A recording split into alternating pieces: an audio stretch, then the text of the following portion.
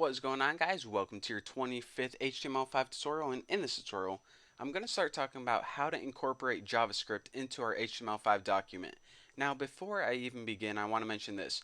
If I'm moving too fast or if I start talking about stuff and you guys don't understand what it is, it's because you probably don't have a full understanding of JavaScript. So in order to kind of continue on with these tutorials, I highly recommend that you go watch my JavaScript tutorial series. I think it's like 50 or 60 videos. If you go to thenewboston.com and look under tutorials for JavaScript, watch all of those and then hop back here because I'm going to be hopping into kind of some intermediate JavaScript topics and you definitely need a solid background. So if you watch those tutorials, you're going to be good to go, you're going to be golden. So the very first thing I want to do is I want to make an external JavaScript file because we're going to be typing kind of a lot of JavaScript. So I don't want to embed it or else it's going to get messy. And another thing, I ripped out all of those HTML5 tags and also that CSS file declaration. So anyways, just want to tell you guys, this is our starting point, no CSS files for now. So go ahead and hit new and just go ahead and save this as we'll just save it as bucky.js, but I like to use the drop down menu. So .js, and you can save yours as anything.js. And I don't know if you guys forgot this or not, but whenever you're working with JavaScript embedded, then you usually need those script tags. But whenever you have an external JavaScript file, then remember not to write those script tags whatsoever. And that's because just like CSS, whenever you're writing it in its own file, it doesn't need any tags. So we'll leave that empty for now, but what we do want to do is this. We need those tags in the HTML file to kind of reference our JavaScript file. So I'm going to go ahead and write script, and before I forget, I want to mention this. In my old JavaScript tutorials, I mentioned that you need that type attribute that says type equals text JavaScript, but with HTML5 in a lot of new browsers nowadays, the default scripting language is JavaScript. So therefore, you don't need to explicitly tell it that you're working with JavaScript because it's going to assume that you're working with JavaScript by default. So no type attribute needed. Just go ahead and write your source attribute, which is what is the name of the file that you want to include? Bucky.javascript. So now just go ahead and end a scripting tag to complete both of your scripting tags. And now I'm going to write three things that are going to help us with this example. I'm just going to make three simple sample paragraphs. These are going to be pretty boring. First, and yep, this is going to be second, and this is going to be third. Second and third. And now I want to give these each an ID. I want to give this one an ID of tuna. I want to give this second one an ID of, let's say, bacon, because I'm terribly hungry right now. And this third one an ID of tuna.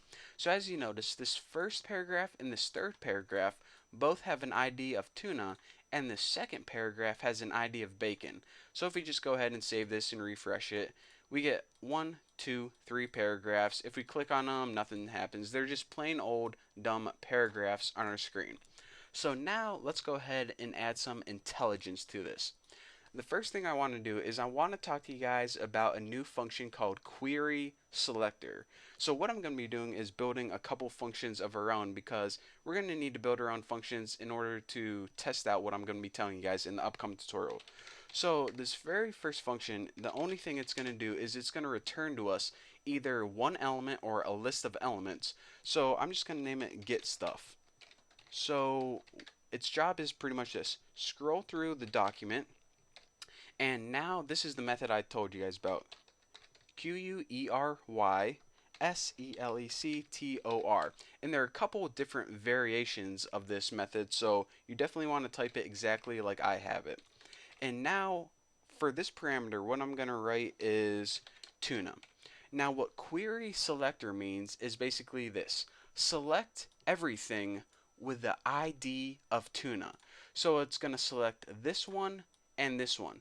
Now this variation of this method is going to return to you the very first element selected. So it's going to say, okay, I'm going to scroll through your document, and as soon as I hit an element with the ID of tuna, that's what I'm going to return.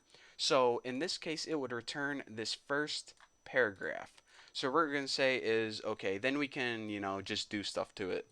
So what do we want to do whenever it returns this? We'll just write on click equals talk.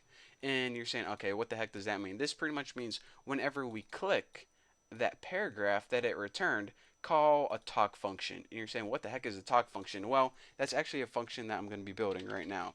Function, spelled that wrong, talk, and all talk is going to do is it's going to be real simple. Just pop up an alert box on the screen that says, I don't know, like say something, yo ma, just like that. Now, if we go ahead and run this right now, nothing's going to happen because even though we made this function's job is to scroll through our HTML file and return an item with the ID of tuna. However, we built the function, but we never called it. We never used this function. So it's made, it's ready to go, but we never used it. So we need a point where we can say, okay, as soon as our document is loaded, then the very first thing I want to do is call this function. So a great place to do this is if we hit window on load, and this calls whenever everything in our web page gets loaded. What do you want to do? We want to get stuff just like that. So now let me make sure I have all my semicolons. Probably spelled something wrong, but we'll figure it out later on. And I'm going to go ahead and refresh this page and check it out. I'm clicking third, nothing happening. Clicking second, nothing's happening. Now I'm going to go ahead and click first and check this out. As soon as I do, an alert box pops up that says yo ma. Hit OK, and now let me explain to you guys, whenever I hit first, why does this alert box called yo ma, or excuse me, yo ma, pop up? Well, because of this. What we did in our HTML file is we included this JavaScript file. So this pretty much takes everything right here, copies it, and pastes it right in here. So, okay, we understand how that works. Now, what exactly happens? Well, the very first thing that's going to happen is all of our document is going to load all of this stuff right here. So whenever everything is fully loaded, it calls this function right here. What this function says is basically, okay, look through our document and find the very first element with the ID of tuna. So it looks through our document and it says, okay, this is the first element with the ID of tuna, this first paragraph, this one right here.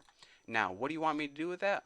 Well, we just want to say, okay, now whenever you click that element, call the talk function.